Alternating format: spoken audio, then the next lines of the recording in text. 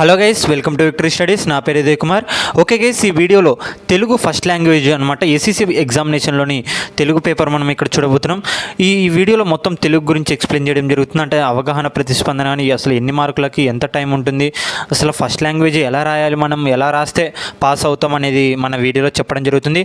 మీకు ఈ పీడిఎఫ్ కానీ తెలుగు మోడల్ పేపర్నే కానివ్వండి, మిగతా సబ్జెక్టులు అన్ని పీడిఎఫ్ రూపంలో కావాలనుకుంటే మీరు డౌన్లోడ్ చేసుకోవాలంటే డిస్క్రిప్షన్ కింద లింక్ ఉంటుంది. మీరు ఖచ్చితంగా దాన్ని టెలిగ్రామ్లో జాయిన్ అయ్యి మీరు వీటిని డౌన్లోడ్ చేసుకోవచ్చు.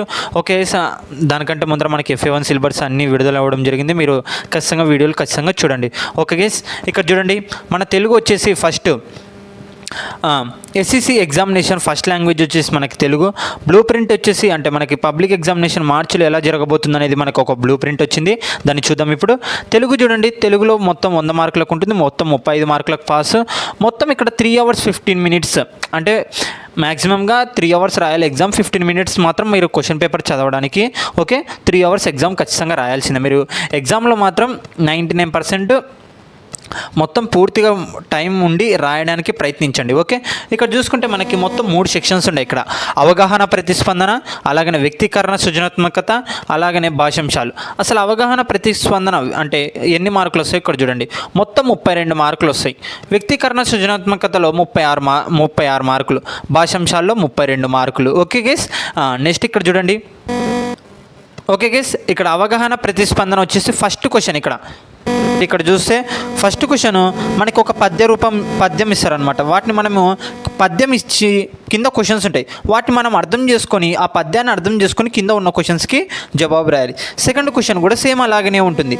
తర్వాత ఉపవాచకంలో అంటే నీకు నచ్చిన మనకి రామాయణం మొత్తం ఉపవాచకం. ఇక్కడ చూడండి, ఇచ్చిన వాక్యాలని ఏ కాండంకి చెందిందో గుర్తించి ఆ కాండాల పేర్లతో పూర్తిగా వాక్య రూపంలో రాయాలి. అంటే మూడో క్వశ్చన్ మనకి రామాయణం అనేది రకరకాల కాండంలో నుంచి మనకి విడివిడిగా ఇస్తారు, వాటిని మనము ఆర్డర్ వైజ్గా రాయాలి. ఓకే, ఇక్కడ ఫస్ట్ క్వశ్చన్ చూసినారు కదా, ఫస్ట్ క్వశ్చన్ మనకి చిన్న పద్యం ఇస్తారు, ఆ పద్యం కింద ప్రశ్నలు ఇస్తారు, మనం వాటిని రాయాలి. అలాగనే సెకండ్ క్వశ్చన్ వచ్చేసి గద్య భాగం. అంటే గద్య భాగంలోని ముఖ్యమైన పేరాలు, జవాబులు పూర్తి వాక్యంలో ఉండాలి. అంటే మనకు ఒక పేర ఇచ్చి కింద క్వశ్చన్స్ వేయడం, ఇది చాలా ఈజీగా మీరు రాయగలుగుతారు. ఓకే, నెక్స్ట్ వచ్చేసి ఫోర్త్ది కూడా సేమ్ పద్యం రూపంలోనే. ఓకే, అంటే ఫోర్త్ క్వశ్చన్ ఎలా అడుగుతారంటే 8 మార్కులకి లేఖ కానీ, ప్రకటన, సంభాషణ కానీ దాన్ని మనకి ఇవ్వడం జరుగుతుంది. మనం దాన్ని ఏం చేయాలంటే కింద ఇచ్చిన ప్రశ్నలకి జవాబులు, అంటే దాన్ని చూస్తూ జవాబులు రాయాలి. అవగాహన, ప్రతిస్పందన అనేది గుర్తుపెట్టుకోండి, అక్కడనే ఆన్సర్లు ఉంటే మనం వెతికి రాయాలి. ఓకే, ఇక్కడ 32 మార్క్స్ ఈజీగా వచ్చేస్తుంది మీకు.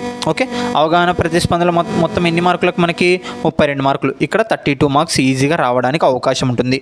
ఫెయిల్ అవుతాము, నాకు కొంచెం ఒత్తులు పోతాయనే భయాన్ని తీసేయండి ఫస్ట్. ఓకే, ఇక్కడ తెలుగులో మాత్రం ఈజీగా మార్కులు తెచ్చుకోవచ్చు.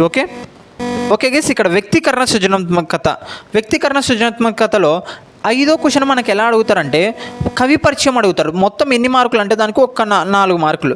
పద్య భాగం, ఇక్కడ చూడండి, పద్య భాగం నుండి మాత్రమే, అంటే పద్య భాగం అంటే పద్యాలు ఉంటాయి చూడండి మనకి లెసన్స్, అవి మాత్రమే, దాంట్లో నుంచే ఒక కవి పరిచయాలు అడుగుతారు, వేరే వాటి నుంచి అడగరు. ఓకే, ఆరోది నేపథ్యం ప్రక్రియ అంటే గద్య భాగం అంటే లెసన్స్ ఉంటాయి కదండి, ఆ లెసన్లో నుంచి మాత్రమే మనకి ఒక నేపథ్యాలు, ప్రక్రియలు అడగడం జరుగుతుంది. మనకి పాఠం ముందరనే మనకి నేపథ్యము, ప్రక్రియలు అని ఉంటుంది కదా, మనం వాటిని చదువుకోవాలి. 7వ క్వశ్చన్ వచ్చేసి లఘు రూపం అనమాట. ఇది మొత్తం ఉపవాచకం నుంచి మాత్రమే ఇవ్వాలి. ఉపవాచకం అంటే మనకి ఏముండయి, రామాయణం మాత్రమే ఉంది. ఆ రామాయణంలోనే పాత్ర స్వభావం, అంటే ఉదాహరణకి రాముడి గురించి రాయండి, సీత గురించి రాయండి, కైకేయి గురించి రాయండి, అంటే మనం అప్పుడు వాళ్ళ గురించి రాయాలి. 8వ క్వశ్చన్ చూడండి, మనకి మొత్తం 8 మార్కులు. ఇక్కడ నుంచి 2 క్వశ్చన్లు ఇస్తారు. 8వ క్వశ్చన్ నుంచి 2 క్వశ్చన్లు ఇస్తారు. 2 క్వశ్చన్లు ఇస్తే మనం ఒక్కొక్క క్వశ్చన్కి మాత్రమే రాయాలి. ఈ క్వశ్చన్ ఎక్కడి నుంచి అడుగుతారు, ఏ లెసన్ నుంచి అడుగుతారు అంటే పద్య భాగం నుంచి మాత్రమే. అంటే పద్యాలు ఉంటాయి చూడండి, ఆ లెసన్లో నుంచి మాత్రమే మనకి క్వశ్చన్ రావడం జరుగుతుంది.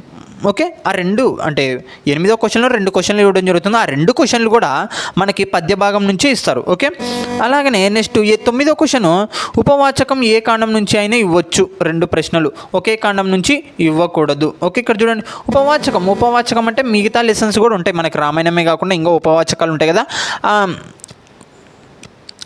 ఉంది కదా, ఆ రామాయణంలో నుంచి మనకి రెండు క్వశ్చన్లు రావడం జరుగుతుంది. అంటే మీకు రామాయణాన్ని ప్రశంసిస్తూ రాయండి, లేకుంటే సీత అపహరణ ఎలా జరిగింది లేకుంటుంది. ఓకే గైస్, నెక్స్ట్ 10వ క్వశ్చన్ వచ్చేసి మనకి సృజనాత్మకత ప్రశ్న అనమాట. అంటే ఇది ఓనుకుంటుంది. అంటే మనకి గద్య భాగం నుండి ఒకటి, పద్య భాగం నుంచి ఒకటి వస్తుందన్నమాట. ఈ రెండు ప్రశ్నలు ఒకే భాగం నుండి ఇవ్వరు అనమాట. లేక కరపత్రం, సంభాషణ, ప్రకటన రాసుకోవచ్చు. లేకుంటే ఇప్పుడు స్త్రీలపై జరుగుతున్న దాడుల గురించి కరపత్రం రాయండి అంటే మనము వాటి గురించి రాయాలి. ఓకే, అలా అనమాట. అంటే లేకుంటే స్వచ్ఛ భారత్ గురించి కరపత్రం రాయండి అంటే రాయాలి. అలంకారం ఇక్కడ చూడండి, మనకి భాషాంశాలు స్టార్ట్ అవుతాయి. ఓకే, ఇక్కడ భాషాంశాలు చూస్తే మనకి 11వ క్వశ్చన్ నుంచి భాషాంశాలు స్టార్ట్ అవుతాయి. ఓకే, ఈ భాషాంశాలు ఇక్కడ చూడండి, 11వ క్వశ్చన్ అలంకారం గుర్తించడం నుంచి వస్తుంది. 12వ క్వశ్చన్ పద్య పాదానికి లఘు గురువులు గుర్తించడం. అంటే మనకు ఒక పేర అంటే పద్యంలో నుంచి లైన్ ఉంటుంది కదా, దానికి లఘు గురువులు గుర్తించడం, అర్థం రాయడం లేకుంటే అర్థం గుర్తించడం. ఇక్కడ చూడండి 2 క్వశ్చన్స్ వస్తాయి, 2 మార్కులు వస్తాయి. ఒక్కొక్క దానికి ఒక్కొక్క మార్కు. మీరు అర్థాలు నేర్చుకుంటే కూడా 2 మార్కులు వస్తాయి. పర్యాయ పదాలు నేర్చుకుంటే 2 మార్కులు.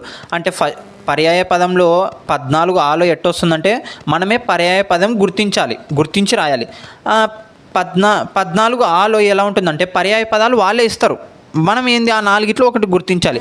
15వ క్వశ్చన్లో ప్రకృతి రాయడం, వికృతులు గుర్తించడం, అలాగనే 16లో నానార్థాలు, తర్వాత ఇంకా 17, 18 వాక్యాలని జత గురించి రాయడం, జాతీయాలకి అర్థము.